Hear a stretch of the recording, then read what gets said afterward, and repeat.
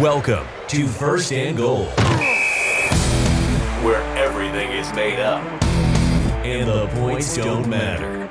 Get ready for the latest and hottest topics in the SML. Let's get started. Here's your host, Mad Bomber. All right, welcome to First and Goal. Today's episode, we've got Prime, 16-time GOAT. It's lit, it's fire, he licks his eyebrows. Also, 2-time First and Goal winner. We've got QB stud with sleeves today. And then our third guest is going to be Grams with his meatloaf. Not in the bathtub, but we got him with meatloaf. How's it going, guys? Going good. Thanks for having us. All right, so here we go. We're going to jump right into it. First down, AFC versus the NFC. Which division or which conference looks like they're going to be the tougher conference? Top to bottom. Prime, we'll start with you. Yes. So top to bottom, I think you can look at it from two ways, like a season-wise or a cycle-wise. And either way, I think it's got to be the AFC. And here's why. First of all, you have Faz, as Grams is shaking his head, but Grams, I'm about to own you hard here. You got Faz, who's a very solid player, the next big thing. Coach Paul, he says it. But the Vikings are set to win now. The roster is set to win now. The Cowboys are set to win now, roster-wise. And then the AFC, you have QB stud who's dominating, and they have a rookie quarterback. You have Dan who's dominating, and he has a second-year quarterback. You have Bomber who just completely just bent over Faz, and he has Jameis Winston at quarterback. The Colts who usually historically have been a solid player. I have a rookie quarterback, and I'm still in the playoff race. So when you factor all this in, I think the AFC is set to win not only short term but long term. Make some good points there. What do you think, Grams? You're shaking your head. Yeah, of course the Colts are in playoff contention. The 4-12 team in the AFC is in playoff contention right now. It's actually pretty ridiculous. The Broncos and Chargers are the top two teams in the league. There's no doubt about it. But the next 8 teams up would all be in the NFC right now. The rest of the AFC is terrible. At the beginning, I thought the Dolphins were actually pretty good. They've been trash. Everybody's been trash. The Jaguars just lost to the Ravens. The Ravens couldn't beat anybody in the NFC East. The NFC East isn't even leading the NFC. You got the Vikings and Cardinals, like you said. Look at the Cardinals team. That team's not built to win now. Yeah, they have a QB, but that team's really young. They're just going to get better. It's the NFC in a landslide if you're looking at the entirety of the conference and not just the top 2 teams, which are obviously the Broncos and Chargers. All right, QB, what do you think? You're part of that AFC West that's leading right now. What do you think? So, yeah, just to build on Mad Bomber's wonderful insight there, the AFC West is the winningest division in the entire SML. 4 great teams. Unfortunately, we all have to play each other. But the way 3. I look at it is if you were to put all of the teams in like a Rumble Royale, like this were WWE or WWF, which was better than WWE anyway, you'd say, okay, who's going to have the guys that are left at the end? So obviously you're going to have Dan and myself just socking people, throwing them out of the ring, all that good stuff. But you always have that one wrestler that kind of goes under the radar, right? And then all of a sudden he just sucker punches somebody, knocks him out of the ring. And who is that guy flown under the radar? Primetime 000. He started off trash. Let's just be real. He was trash. Let's go. But he's on fire right now. He's going to be that guy that's kind of sneaking in the shadows, kind of playing it slow, and then he's just going to start throwing haymakers with Dan and myself. AFC, by far and away, the better conference. I got to agree. I mean, that NFC East, it is kind of buoyed by that Washington team and their one win. I mean, everybody gets to beat up on them twice. We don't really get that in the AFC as much. I mean, you got to think, not to interject here, but not only does the NFC have Washington football team, but they also have the Lions. I mean, they've got some real doozies over there in the NFC. Just throwing that out there. And also, you're counting in Meats, who in the playoffs tends to lay some eggs. That's a fair point. What do you think, Grams? Yeah, I think it's a top-heavy conference. I think right now the best 2 teams are there. But after that, I mean, you got the 49ers who wouldn't I don't have making the playoffs. I would put them as the 3rd best team in the AFC if they were over there. Okay.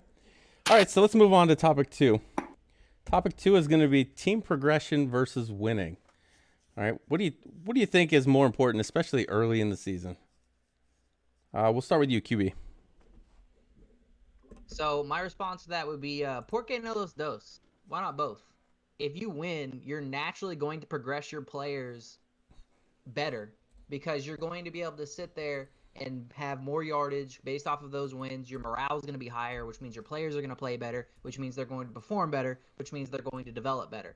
I mean, you could go around trying to force feed certain young superstar players on different teams that do that. But at the end of the day, you're not going to win as much, which means you're not going to be developing the whole team. You're going to be developing that one guy. And in a sim league, just because you have one guy that you developed really well doesn't matter. If you don't have a well-rounded team and a strong supporting cast behind them, none of it matters in the end. And at the end of the day, it's all about winning. All right, Grams, what do you think? Yeah, it is all about winning, and that's why victories over team progression every day of the week. And honestly, it doesn't even come into a thought process here.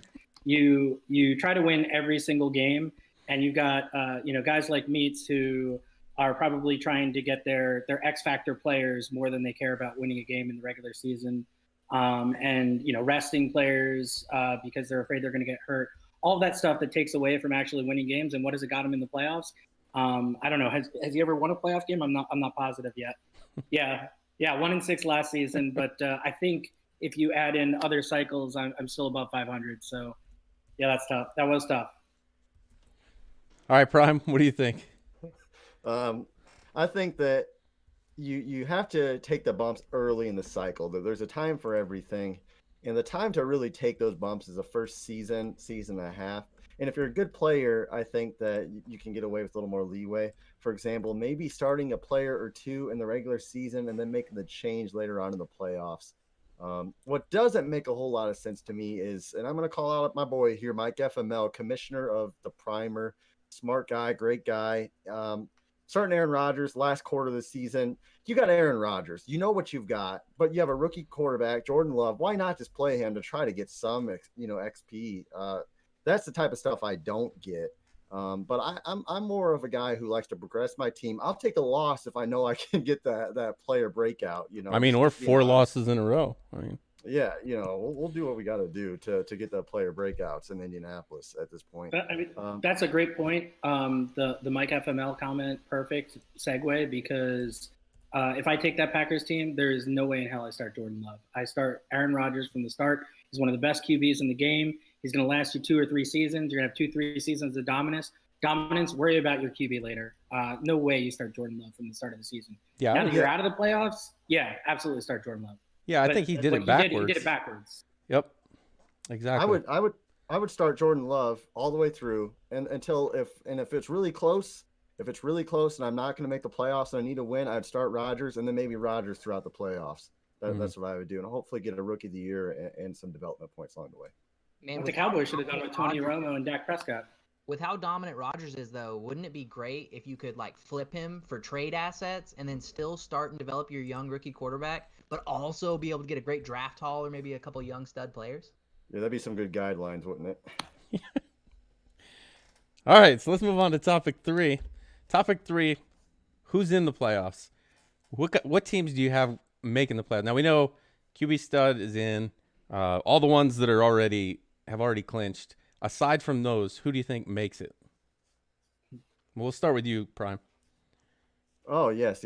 So we have QB stud, we have Dan, we have Paulie. I'm going to say that there's going to be an interesting dynamic with Woods and then also NYT. And I think they're both going to make it. So that just leaves me in the AFC. So I think there's going to have 2 from the AFC North. You're going to make it. I'm going to make it. So that leaves out ZZ. That leaves out October. Maybe if the Hurricane didn't go through, maybe October makes it. I don't know. In the NFC, I've got the Vikings, the Cardinals. I wrote these down because I'll get mixed up. The Cowboys, the Panthers. I have the Bears, 49ers, and Tiny Titans, because Tiny Titans has a tiebreaker over the Eagles somehow. Tiny Titans has been playing fairly well, and I think that he's beat Meats. He's beat some solid players, and Tiny's been in a lot of close games this last cycle and this cycle. And if he can keep it going with Russell Wilson, he's got a chance. Yeah, the only thing I got with Tiny is he said something this morning about he's going on a vacation a couple days. Is he going to miss that game he's got coming up? because that could kill his playoff chances. Who knows with Tiny Titans? All right, QB, what do you think? All right, so I've got the Jaguars winning the South, so obviously that'll cement that place. I've got the Ravens taking the North, so that'll be the division winners, obviously with the East and the West pretty much decided. I'm locked in there. I've got Prime in at 6. And then the 7 seed, I have Cleveland coming in from the AFC North, rounding out the AFC. Basically, it just comes down to the AFC West has too difficult to schedule for the Chiefs and the Raiders to make it in there. October doesn't have power, so that's kind of difficult to be able to charge up there and fill in that last AFC spot. So you're kind of just left with who's remaining and doesn't have as many obstacles in the way. Not necessarily indicative of owner strength, just, the obstacles that they have to face. Over in the NFC, I've got the Bears in at 5. I have the Niners in at 6. And I've got the Giants in at 7. Basically, these are just teams that have played fairly solid throughout. Every single one of them has a great strength. The Bears have one of the best defenses. They had the number 1 defense for a while. The Niners controlled the line of scrimmage better than just about every other team. And then the Giants have the top offense in the SML. So basically, all 3 of those teams have something that they can come in and execute and get wins. All right, Grams. Yeah, Bomber, if you're still awake over there, every time the QB goes over like 20 seconds with his answer, just hit that mute button. Division winners, I got the Broncos, Dolphins, Jaguars, Ravens, Vikings, Cardinals, Panthers, and Giants. Giants are going to take the NFC East. Wild cards, Chargers are already in. Cowboys are already in. And then I got Colts, Browns, Bears, and Eagles finishing it out. Tiny making the playoffs. This is the SML. Come on. Don't kid yourself.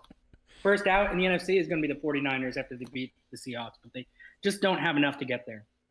All right. So that's going to take us to topic 4. And this one's going to be which non-playoff teams are going to win a division this cycle. And I know you just said the 49ers are probably the first out. So I assume that's probably going to be your pick to win a division. So let's start with you, Grams.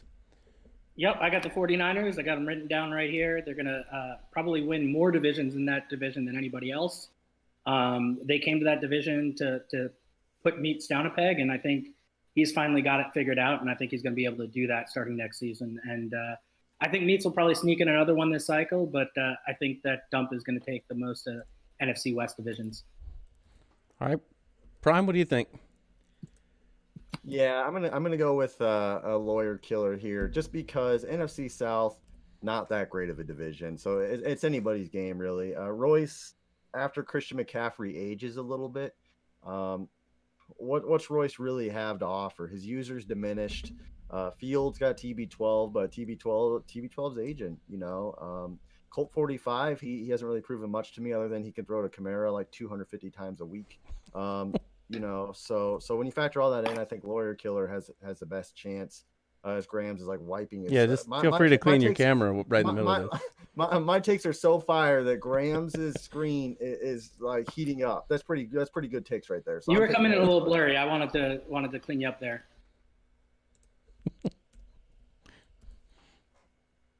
That's all I got. Okay. All right, QB. Finish it up. What do you think? They took the 2 obvious choices, so I'm going to come with a little bit of a curveball, and I'm going to say Latin Yank and the Jets. So he's the team. He's the team with the least in the cupboard, but the most assets as far as draft pick goes. He's got a Bomber. I know you're taking 10 points off right now. That's funny shit. He's got a young developing wide receiver in Mims that's going to be a weapon. He's got Chris Herndon, who's a great tight end, and then that defense has pieces, but the way that he plays, you really need dominant defenders on the back end, which he doesn't have right now.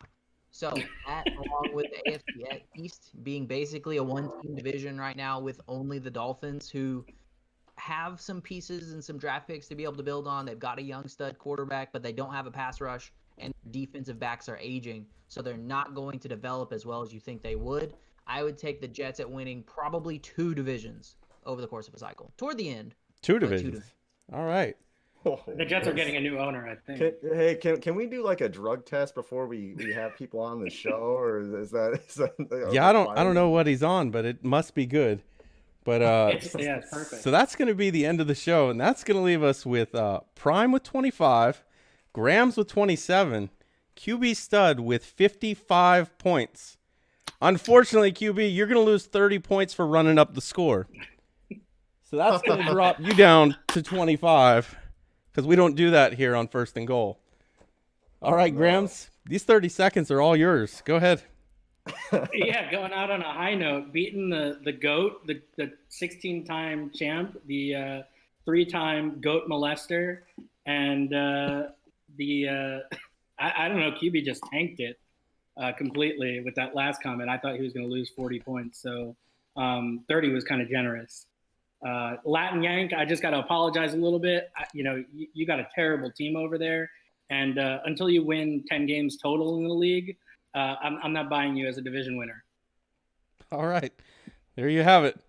All right, guys. Appreciate you being on. Can't wait to see what next week brings. I guess we're going to be Thursdays now, or are we going to stick with Mondays? We'll play it by the seat of our pants, I figure. All right. So we don't know. Someday we'll be back on. Thanks for being on, guys. Thanks for listening to First and Goal. Be sure to check out Mad Bomber TV on Twitch and YouTube for the latest from the SML. And we'll see you next time on First and Goal.